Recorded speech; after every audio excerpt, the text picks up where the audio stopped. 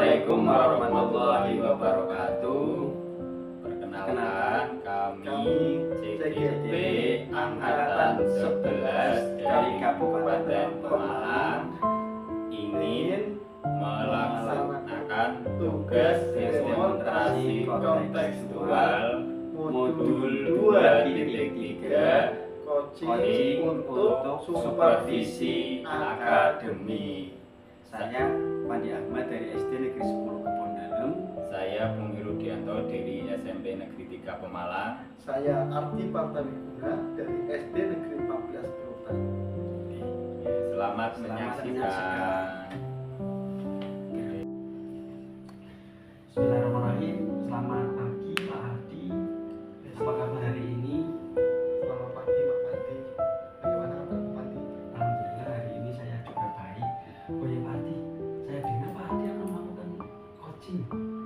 Iya betul Pak. Saya Bersama dengan siapa Pak? akan melakukan coaching bersama Pak Puki.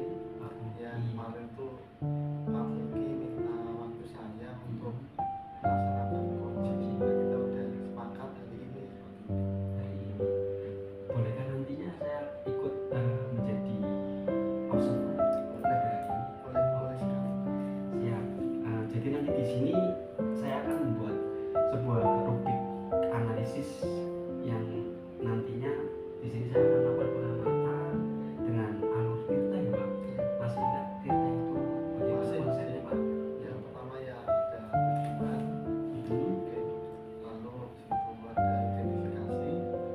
Lalu ada rencana aksi dan terakhir tanggung jawab. Tanggung jawab. Kemudian nanti di sini kan saya sebagai observer, saya akan mengamati kompetensi dari Pak Ardi yang nantinya akan dikembangkan ya Pak. Siap. Oke, sebelumnya apakah sudah dipersiapkan untuk coaching hari ini? Udah Sudah siap. siap, kita udah jadi. Berarti nanti posisinya Pak Pungki sebagai coaching, Pak Ardi sebagai coach. Ya, siap ya. Kalau boleh tahu nih Pak, kompetensi apa yang kira-kira nanti akan dikembangkan oleh Pak Ardi Pak? Yang jelas saya ada rencana untuk mengembangkan tiga kompetensi. Yang Tiga pertama kompetensi. itu hadir sepenuhnya. Yang kedua pertanyaan berbobot dan yang ketiga mendengarkan.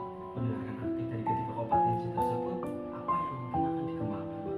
Saya sih cenderung ini Pak, cenderung memfokuskan kepada mendengarkan aktif. Berarti nanti kompetensi mendengarkan aktif akan ditingkatkan di sana Pak. Terus berarti nanti indikatornya untuk pencapaiannya berapa Pak? Ya indikator itu nanti saya tuh harapannya ketika saya bisa mendengarkan secara aktif, saya mampu menggali potensi dan lingkungan coaching, serta saya juga dapat menggali serta coach juga dapat menggali atau menekan solusi sendiri dari masalah ini. Dari masalahnya yang nantinya akan dicarikan solusi nih Pak. Ya, Berarti nanti setelah coaching cerita permasalahannya, nanti di situ mendapatkan sebuah solusi dan di situ ya Pak proses coachingnya semoga bisa berjalan dengan baik. Harapannya apa yang nanti akan menjadi permasalahan dari coachingnya bisa bareng-bareng terselesaikan ya Pak. amin amin. Oke, saya doakan semoga lancar, tidak ada halangan, dan selamat melaksanakan coaching. Siap. Terima kasih. Warahmatullahi wabarakatuh. Waalaikumsalam warahmatullahi wabarakatuh, Pak Adi. Gimana kabar Pak Puki, sehat? Alhamdulillah sehat sekali, Pak Adi. Alhamdulillah ya. Pak Tom terlihat lebih segar dari kemarin-kemarin. Alhamdulillah, gini kita dari kata Arto. Gini. Menindaklanjuti kemarin Pak, yang kemarin kan minta coaching ya dengan saya. Itu kira-kira ada masalah apa? Oh iya, ini Pak, kemarin saya sebenarnya niat ada coaching dengan Pak Adi, mau coba sedikit Pak tentang masalah pembelajaran. Oke, pembelajaran ya. Iya. Lalu tujuannya apa nih kira-kira dari diskusi kita hari ini? Jenengan itu pinginnya mau mendapatkan hasil apa? Nah, dari diskusi yang kita lakukan, saya niat coaching ke Pak Adi. Ini pengen nanti saya menemukan masalah terkait masalah pembelajaran yang saya alami Pak terhadap siswa-siswa saya di kelas.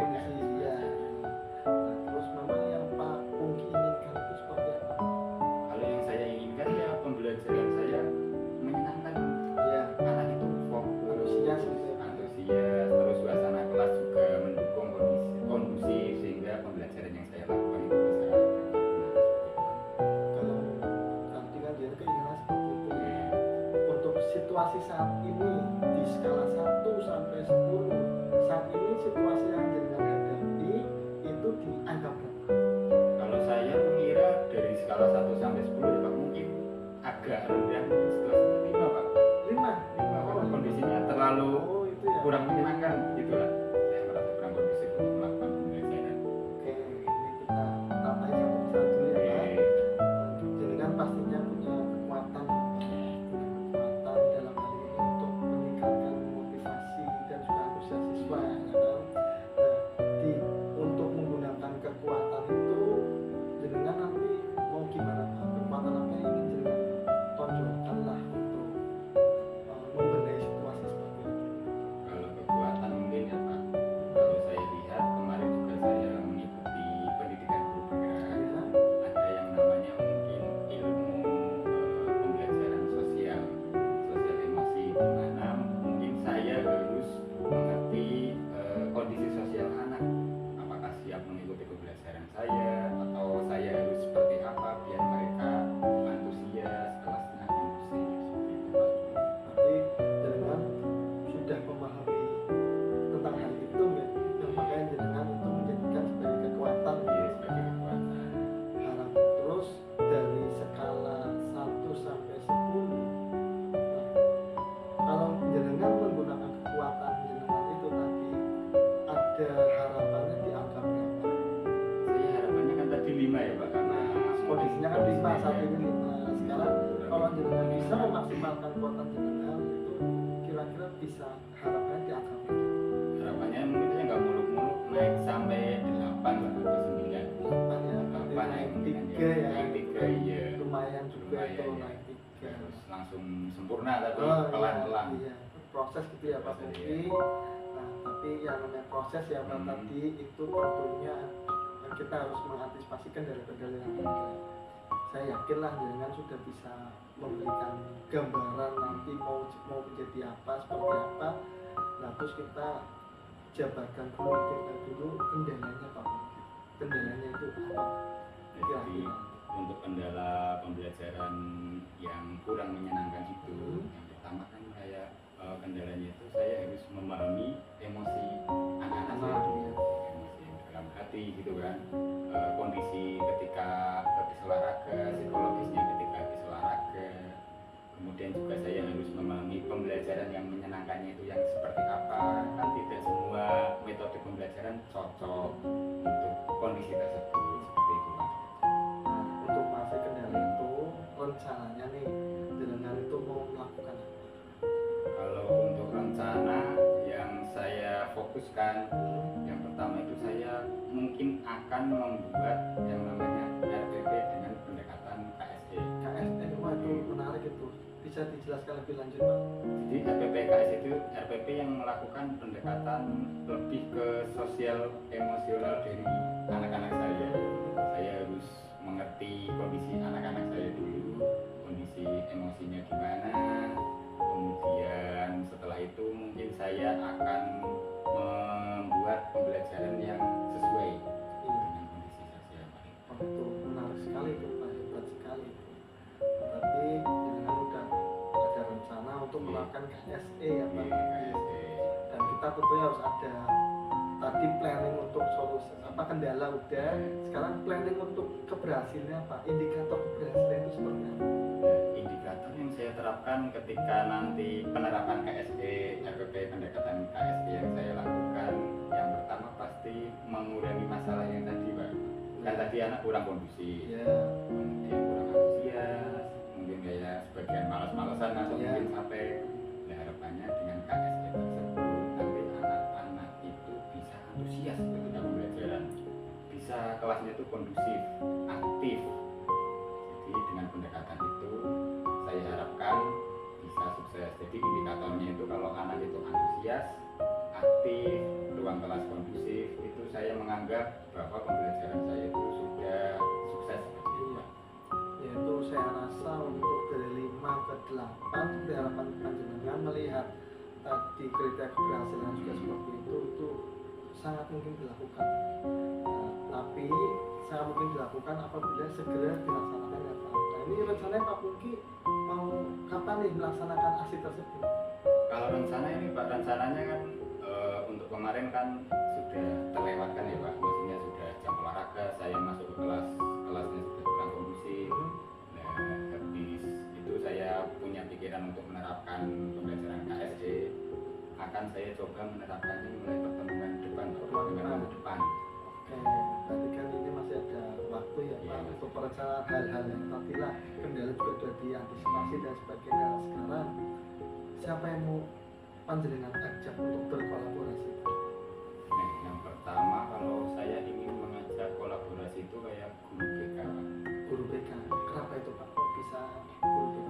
Ya, kenapa salah satunya guru BK? Karena guru BK itu kan punya data ya Pak, data dari tingkah laku anak-anak tersebut, sehingga saya bisa belajar juga dari guru BK tentang sosial emosi dari Dari anak-anak. data itu Ya, ya. dari data itu kemudian saya bisa membuat RPP KSE yang tepat berdasarkan mungkin masukan dari guru BK yang tentunya lebih paham tentang sosial emosi sosial dari anak-anak. Ya Pak, perlu diingat juga ya Pak bahwa dalam menyelesaikan suatu masalah tentunya kita harus berkolaborasi Pak. Tapi juga kita juga jangan lupa untuk berkomitmen dalam artian tidak hanya kita menyelesaikan masalah tadi, tapi juga berkomitmen dalam bekerja sama itu sendiri. Ya, kira-kira panjenengan sudah siap atau belum berkomitmen untuk bekerja sama terutama dengan guru lain? Kalau komitmen saya sudah siap sekali Pak. Sudah siap sekali ya. Sebelumnya sudah ada komunikasi tentunya ya. Ya, Sering-sering bertemu, sering gitu, ngobrol sering juga. ngobrol kan ya. Oke, jadi biar ketika kolaborasi itu benar-benar kita udah satu persepsi Satu gitu loh. persepsi, gitu, Oke. Pak. Udah baik sekali ya Pak ya. Tadi sepertinya kita sudah berbincang-bincang banyak hal.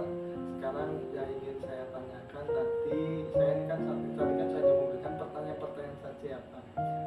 Kesimpulannya apa Pak dari pertemuan kita kali ini? kalau kesimpulan dari pertemuan kita kali ini, kita kan tadi sudah membahas tentang masalah anak ya Pak. Oke. Dari masalah yang saya ceritakan ke Pak Ardi, akhirnya saya membuka pemikiran saya bahwa masalah tersebut bisa diselesaikan juga, masalah tentang anak yang tidak aktif, ruang kelas yang tidak kondusif, ternyata ada solusi. Ada solusinya. Ya, solusinya salah satunya mungkin dari membuat pembelajaran berdasarkan KSD, membuat RPP melalui pendekatan KSD. Juga saya juga butuh kolaborasi juga dari teman-teman sama guru BK, mungkin kedepannya sama wali kelas juga, dia lebih tahu tentang kondisi anak. Nah, itu bagus sekali ya Pak ya. Ini tadi kita udah berbicarakan yang lebar dengan dari awalnya minta solusi ke saya, Oh, tapi iya, Pak. secara tidak langsung panjenengan yang menemukan solusi sendiri. Ternyata malah ada Oke. solusi juga ya Pak ketika kita ngobrol ya Pak. Nah, karena apa? Karena mungkin sebelumnya Pak Pungki sendiri fokusnya pada masalahnya, tidak fokus pada itunya kayak apa solusinya. Iya. Ternyata setelah ya kita ngobrol-ngobrol, ternyata jenengan rencana udah hebat sekali, udah ada plannya dan kendala sampai solusinya nanti udah tertata sekali. Saya harap peningkatan dari angka 5 ke 8 itu dapat terlaksana dengan baik Pak. Ya, amin. Ya, terima kasih Pak Pungki. Ya, sepertinya sudah cukup ya. Mungkin kita bisa melanjutkan pekerjaan yang lain gitu. Sebelumnya saya juga berterima kasih ke Pak Ardi karena sudah mendengarkan curhatan saya, Iya, iya Pak Pungki. sudah membantu menemukan solusi dari masalah saya. Semoga nanti kedepannya ketika saya sudah menerapkan, saya bisa berbincang-bincang lagi dengan Iya, Pak Ardi. siap. Saya selalu siap Pak diajak komunikasi seperti Pak Pungki. Jadi matur nuwun Pak Ardi sudah meluangkan waktunya untuk coaching dengan saya, hal yang sangat bermanfaat sekali untuk saya. Mungkin kedepannya bisa bekerja sama lagi. Oke, siap Pak Pungki. Terima kasih Pak Ardi. Mungkin sekarang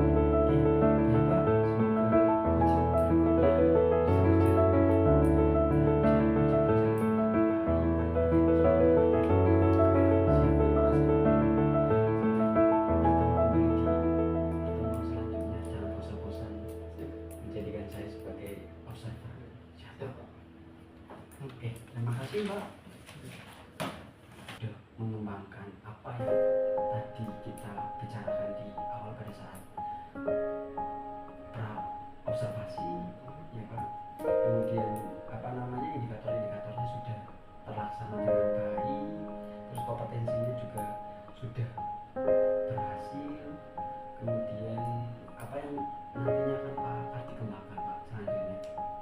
Kalau tadi saya sudah berusaha mengembangkan pendengaran aktif, mungkin di coaching berikutnya saya berusaha menekankan pada memberikan pertanyaan berbobot, karena menurut saya Lebih. Jadi langsung lebih. beneran kan dia mau tanya Risih. pertanyaan